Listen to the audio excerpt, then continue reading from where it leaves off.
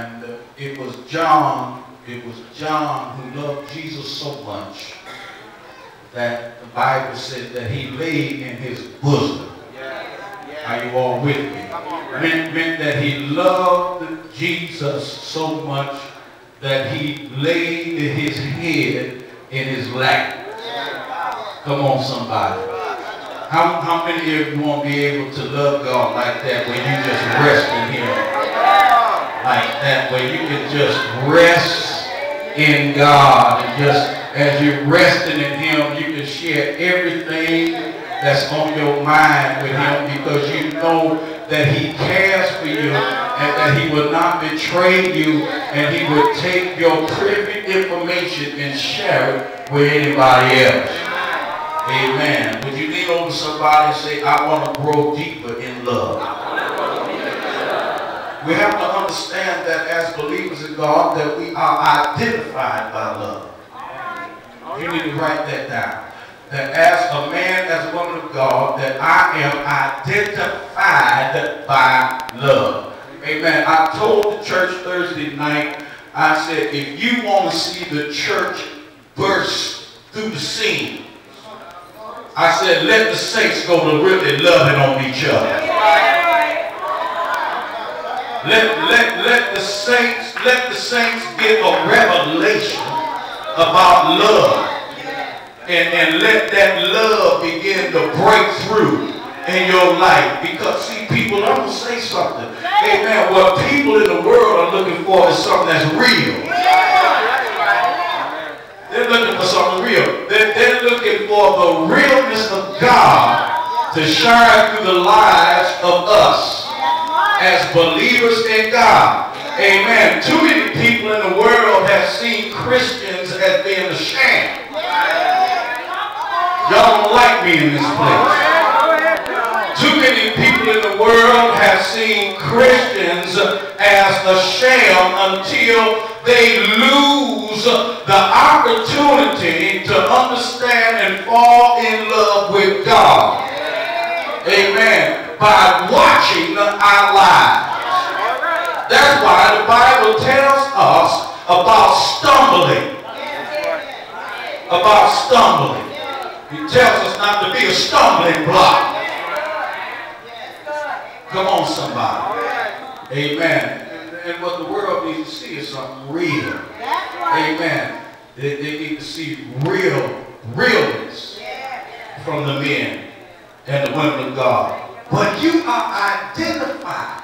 You are identified by love. Go to the book of St. John right quick. Keep your finger in 1 John.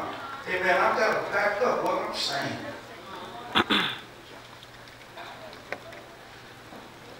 St. John 13, verse number 34. We're going to go there.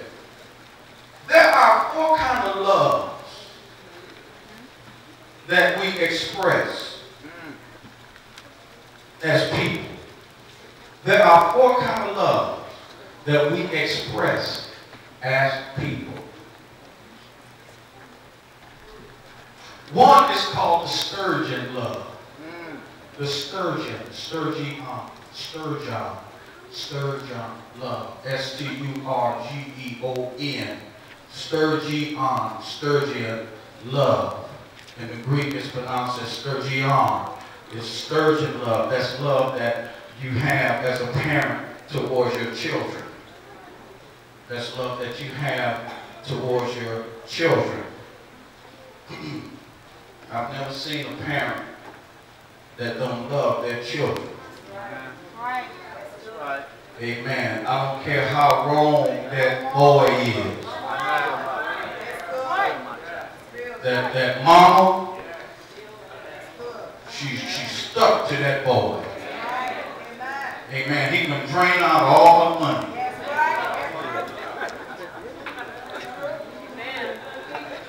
And you can know that he done drained it. But you better not say nothing to her about her boy. You better not talk about mama's boy. Now you better talk about him to somebody that don't know mama. Come on, somebody. Amen. But don't you let it get back to mama what she said about her son. Mama know he rotten. She know he no good. But mama has automatic love on the inside of her for that boy, for that son, for that daughter. Are y'all with me? Amen. And it's called sturgeon love. Sturgeon. A parent's love for their children. Amen. Then the second love that we have is called the filial love. That's where you get the city of Philadelphia called the city of brotherly love. Amen. Filial love is love that is to be shared between brothers and sisters. Amen. Are you all with me? Amen. Brothers and sisters share the filial love. Amen. Watch this. That's the kind of love. Watch this. That's the kind of love that we're supposed to have for each other as men and women of God. We're supposed to have the filial between the men and the women of God. I said the filial, not the A-rays. Don't get the A-rays and the filial mixed up. Come on, somebody. Amen. The filial love is love that's shared between brothers and sisters, whether it's brothers and sisters of the same house, from the same parents, or within the house of God. Because we are spiritually connected as brothers and sisters. That's why when you see a man, you go to him and you approach him as brother so-and-so. That's right. You see a sister, you approach her as sister so-and-so. Are you all with me? But now, what can happen in the house of God is that a man can see a woman and he would want her for his wife, and they become married, and then they begin to connect and have what's called the A-rays love. The A-rays. The A-rays love. The A-rays love is love between a man and his wife. Amen. Come on, somebody. Homosexuals, lesbians, they can't share A-rays. Y'all really got quiet. There ain't no A-rays between same sexes. No, it's not. You can't even fuse that kind of love. Because that love right there, the A-rays, is only developed between a man and his wife. The A-rays love. Then after the A-rays, we have what is called the agape. E-J-A-P-E. Agape. E-J-A-P-E. The agape love. And you have ministries that are called agape ministries and things of that nature. And they ain't big more got the love of God. Come on, somebody. They ain't big more got the love of God than a flea got in his toe. Come on, somebody. The agape love is the love of God. Amen. It's a different kind of love. And watch this. This kind of love, the agape love, don't have strings attached.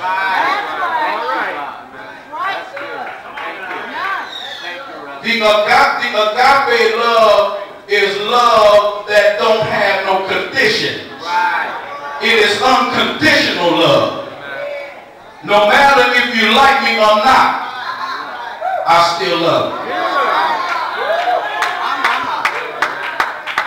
You can hurt me, but I still love you. And I'm going to help you. Because I love you like that.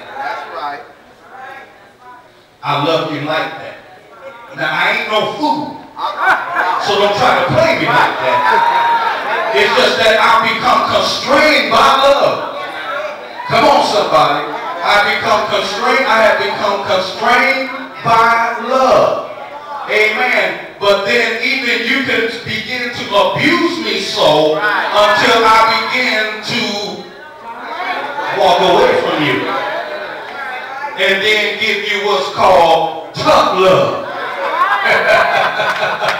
But that don't mean that I don't care about you. Come on, so I'm talking about the agape love. Because there is a point where God will get tired of you.